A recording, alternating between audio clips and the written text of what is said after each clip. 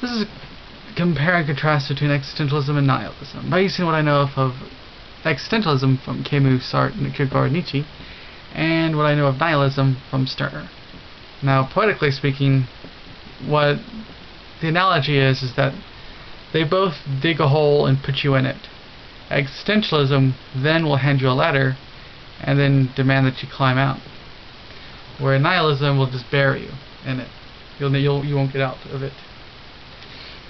So, for instance, to be more specific, Camus starts off putting you in the hole by claiming that life is meaningless and absurd, and that our total free will, that our life is absurd.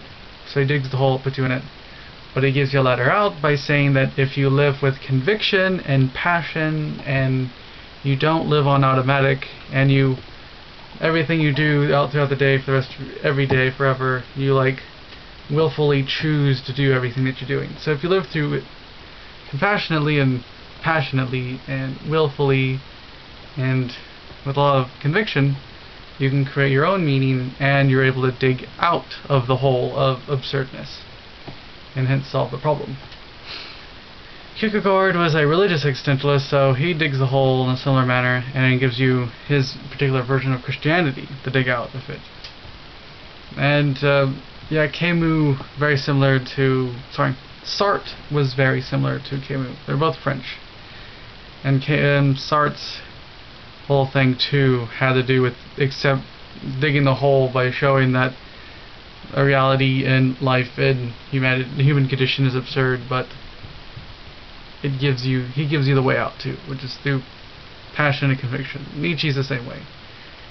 They're all pretty much the same and similar in terms of what their ladder is. Nihilism, on the other hand, digs you in the hole and then buries you. So Stirner points out by saying that there's nothing sacred and nothing's really real, and to believe with anything with certainty is to apply sacredness to it, but he's already argued that there's no such thing as sacredness, which I have to really simplify the argument a whole lot. I've done videos on Stirner. You can watch them if you want more. But he starts in absurdness, but then he claims that there's that you don't even exist either. He says that you're a creative nothingness which creates all values. So he argues for the absurdness of the human condition, but then leaves you in there. Now, Marx claimed that he was just a representation of German bourgeois men during his time period, which he kind of is. And also, Stirner then goes and argues for egoism, that I guess kind of his letter out is egoism, but he still cuts out any kind of foundation for anything really.